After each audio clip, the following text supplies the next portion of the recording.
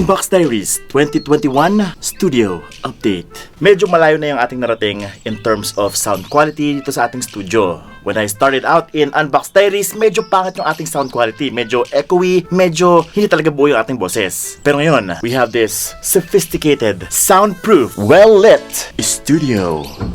Okay, so marami kasi nagtatanong sa akin, Vince, ang ganda na ng quality ng videos mo. Ano ba yung dahilan dyan? Maganda ba yung camera? Maganda ba yung lighting? So actually, maraming bagay. Hindi lang both. Today, I will take you around my new studio plus my other new studio. Ginagawa na guys. Lapit na. Color red. Gusto ko bago. Chinese New Year kasi. Maswerte pagka red. Tara. And of course, pag-usapan natin yung mga background, yung nag-glow sa likod ko, anong microphone yung gamit ko, anong lighting, anong camera, all the way sa editing and hanggang sa publishing, ipapakita sa inyo. So what are we waiting for? Let's start our studio experience. I'm Rosie Vince and you're watching Unbox Diaries. Woohoo! Okay, so unang-una guys, syempre ang pinaka-importante sa aking studio is yung aking mga ilaw. I have 1, 2, 3. Bakit tatlo ang aking ilaw? Medyo crazy. Well, unang-una, may tinatawag na 3-point lighting. Ito yung aking key light, yung major source of light. The most brightest, most powerful light in my studio. Ito mga kaibigan ay si Godox SL150. 150 watts of light power. Yan mga kaibigan ay the power of the sun.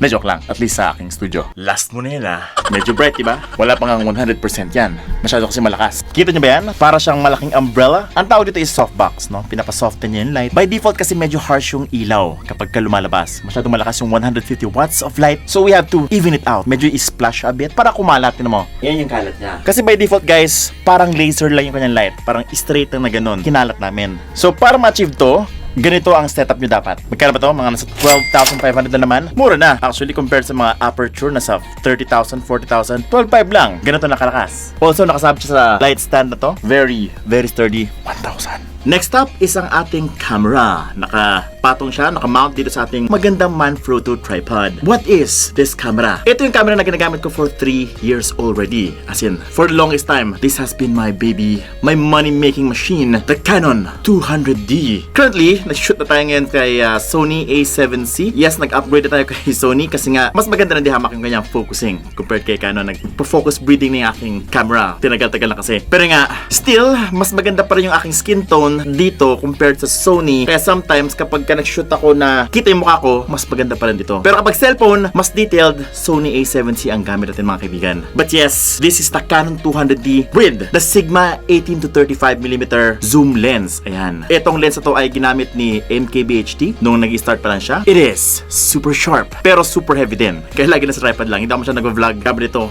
mabigat kasi talaga. And as you can see, meron tayong extender dito. So ayan ang setup natin. No? Ito yung microphone, may extender, may arm, and may clamp dito para malinis yung ating setup. Dati kasi meron akong boom arm. Masyadong kalat sa aking studio. Ayoko na may extra na stand pa dito tapos may nakagano na kamay. No, I am a minimalist. That's why, naisipan ko to. Ang hirap na ito pag-isipan, hinanap-hanap ko lahat ng parts sa... But yes, that's it. Ito yung microphone natin, Takstar. Pati yung microphone natin ngayon na gamit sa Sony A7C ay Takstar din. Ayun, mas bagong version lang. Alam nyo ba yung aking microphone ay only 1,500 pesos? Mga big time YouTuber, gumagamit sila ng mga tig 20,000. Pero yung sound quality ay ganun pa rin naman. It's indistinguishable. Actually, kung wala naman problema sa audience mo yung audio mo, currently, you don't have to upgrade. That's a fact. Kaya kung sa'yo, kung mag-start ka sa inyong sariling channel, ito pwede na. 1.5 lang. But wait, ano to? Mapapansin nyo ba to? Sa aking mga videos, meron akong backdrop sa aking tables. Ito naman actually ito, kaya lang medyo glossy, diba? Gusto ko kasi matte, hindi nagre-reflect yung ilaw. Para mas high quality tingnan. Yes. Ito naman yung ating fill light, no? Yung ating secondary light.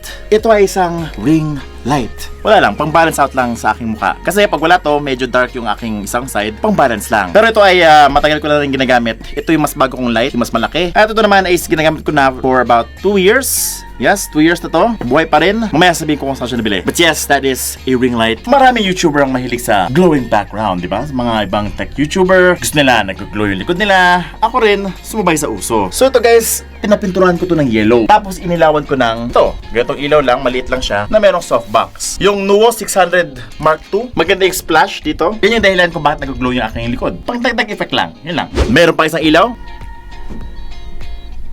Yan ang ilaw ni Xiaomi. That is the Xiaomi Ceiling Yeelight. Meron siyang controller, pwede mong i-dim, max brightness, pwede mong palitan yung kanyang color temperature, pwede siyang very white, medyo blue, medyo warm, very warm, super warm. Ayan. Marami kang pwedeng gawin dito. Pwede mo pa siyang i-schedule, pwede pa i-voice command, and things like that. Yan ay si Xiaomi Yeelight.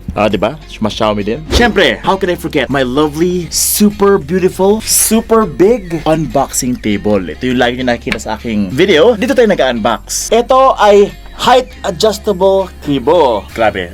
Para sa akin, ito yung isa sa mga pinakamalaking investment, pinakasulit na investment pala na nagawa ko para sa channel ko. Simply because, instead na yung aking camera yung mag-adjust, yung table na lang, no? For example, sa B-rolls, kapag masyadong mataas ako, masyadong mababa, hindi ko na kailangan baguhin yung aking height dito sa aking camera. Dito na lang, mas madali lang. Up, down, up, down. Sobrang laking tulong nito, promise. Matibay pa. Ang tawag dito ay si FlexiSpot Height Adjustable Table. Yun, check nyo na lang kay FlexiSpot Philippines. Yun. Thank you, FlexiSpot. Ganito siya kataas. I am about 5'9", 5'10". Actually, mas mataas pa yun dapat dito yun eh. Hanggang 6 feet dapat yan eh. Pero mataas na yan. Mataas na yan pang work. Pwede ka mag-work ng nakatayo, di ba? Kung hindi ka magbibideo, gusto mo lang mag-work ng patayo, di ba? Pwede. Yung iba dyan, may ganitong table, tapos meron silang pang jogging sa baba, di ba? Yung naglalakad lang, tapos maraming pwedeng possibilities sa isang height adjustable table. That's why I love this. Thank you, FlexiSpot Philippines. You're so wonderful. Kaya lang, Vince, saan mo tinatago yung mga cellphone? Ba't wala ko nakita mga cellphone? Malamang, halos lahat ng mga YouTuber meron silang storage area, storage space, kung saan nilalagay lahat ng mga gadgets, mga smartphones. Akala nyo ba upuan to? Ayan yung aking mga cellphone, ang dami-dami. Ano yan? Bundok yan. Actually, noong December, mas madami pa dyan. Punong-puno yan. Kataon lang na kailangan ko mag-release ng mga gadgets. Ayun. Malinis. Yan, di ba? And after that, pwede ko na siyang upuan. Ganon dapat ang isang storage, di ba? Multi-purpose. Minimalistic.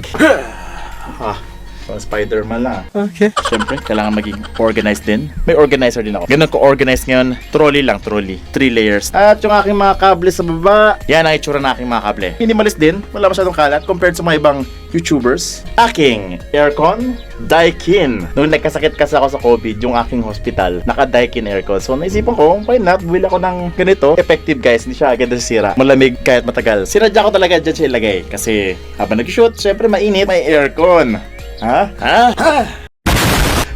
Pero Vince, hindi mo pa binabanggit kung ano yung mga ito. Actually, ito yung pinaka-importante sa aking studio. So, apart from the lighting, the camera, table, the aircon, syempre, kailangan soundproof ang inyong studio. Soundproof! Kung hindi, ganito yung kanyang tunog.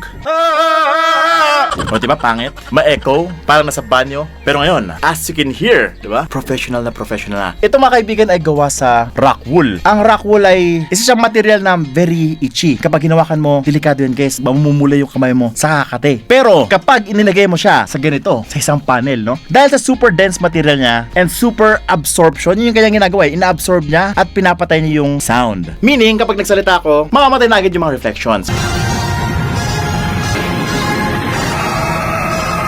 Hindi na siya mag-bounce back through the walls, through the ceiling. Yan ang ginagawa ng rock wool. Actually, ginagawa na nila. Ito yung gumawa eh. Ito tayo. Yan, so, lipat tayo sa kabilang studio. Magkatabi studio eh. Katok tayo. Ito yung mga gawa-gawa. Ito yung R&B, Acoustic Professionals. Sila kuya. Anong pangalan mo kuya? Bruce. Si Jason po. Jason. Sander po. Sander Ford. Arnel. Ito, mag-ano na kayo. Tatalino pa po. Mukhang nahiya pa. Baga, ano kayo? Kailangan kayo mag-ganon. Oo. Dahil dyan, meron kayong laruan na cellphone. Di nga. So ito guys, ito yung ginagawa nila. Ito pinapanturanan namin, color red. Gusto ko lang color red eh, kasi may bagong pangyayari ngayong 2021. Maswerte kasi yung color red. At syempre, ito yung sinasabi kong mga panel. Ayan o, nilagyan na lang velcro sa likod. Puro velcro lang yan. Pwedeng i-reuse yan in the near future. Tanggalin lang. Kanina nga, medyo ma-echo dito. Ngayon, okay na. Ito pala, pakita ko sa inyo yung rock wool. Ito yung rock wool. Ito yung nilalagay dun sa loob ng panel. Yung mukhang kahoy yung kanyang frame eh. Nilagay sa dun sa panel. Tapos nilagyan pa na sleeve para magmukhang ganon. Ito yung panel. Ito, kahoy to. Kahoy yan. Ito yung mismong rock wool sa likod. Ito yung sleeve niya. Rock wool. Ginagamit yan sa US. Pero dito meron din tayo. Professional yun. R&B guys, R&B. Mamaya, pagka tapos na, balikin natin. Okay, so medyo pinag-pause na ako. Sarap ba kaya sa office? So ito na yung office ng Unbox Diaries. Simple lang. Hopefully, in the near future, lalaki pa to, mas gaganda yung mga design. Ito lang yung design namin eh. Yung aming dalawang play button, silver, from TechBeats Unbox Diaries. Yung aming clock, yung aking asawa na may Huawei na laptop. Thank you, Huawei. Meron kaming sterillium. Kailangan mahal yung alcohol para effective sa virus. At syempre dapat naka-mask kami. Social distancing. Ito pala si Jet. Editor. Ito naman si Arian. Senior Editor. New. Siya yung dahilan kung bakit magiging yung video guys. So yan. At syempre si Ivan yan. Video. Ang internet namin, dalawa eh. PLDT yung main, tapos secondary is si Converge. Just in case magdaan si PLDT, magko-converge kami. Yun na naman. And that's pretty much it. Yun ang makikita sa aming studio. Okay na. Sige, kaya na.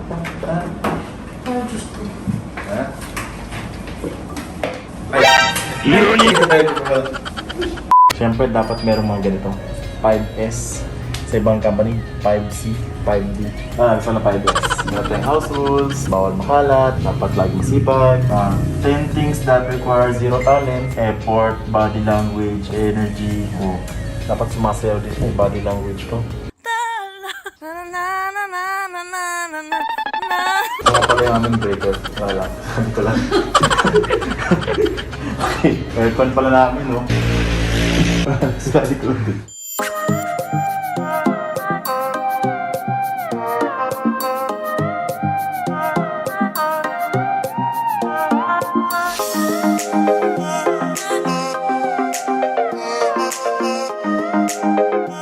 So yun, ayan ang ating studio experience, no? Studio tour. Marami pa akong i-upgrade sa aking studio in the near future. Siguro, mas magandang background, mas magandang table, at mga bagay na makatulong sa akin sa pagpapadali na shooting experience. Ayun na naman. Pero currently, hindi ako masyado into upgrading my stuff. Like for example, yung aking microphone is okay na. Hindi nyo naman naririnig yung masyadong sabog siya. Okay na eh. Okay na yung camera. Naman ka nagreklamo eh. Okay na yung lighting. Wala problema eh, di ba? What matters is you just continue to create. Keep on going lang. Huwag kang gastos lang gastos. Kaibigan, mahirap ngayon pandemic. Hopefully nakatulong ako sa inyo sa aking very quick studio tour dito. Simple na naman siya. It's unlike the ones in the US, no, sa Europe. Magaganda talaga yung kanilang mga setup. Talagang gusto nilang bonggang-bongga. Yung mga nga halos buong building eh. Binili nila eh. Para lang magkaroon sila ng studio eh. Para mas marami silang vlog space. Pero right now, ganito pa rin. Ganito lang. 10 square meters lang muna of space. So, if you like this video, please do drop a like. If you want more cool unboxing reviews of smartphones, mag-subscribe ka lang, hit the bell icon so that you don't miss any of my great content. I'm Lods Bins and you're watching Unbox Diaries. Woohoo!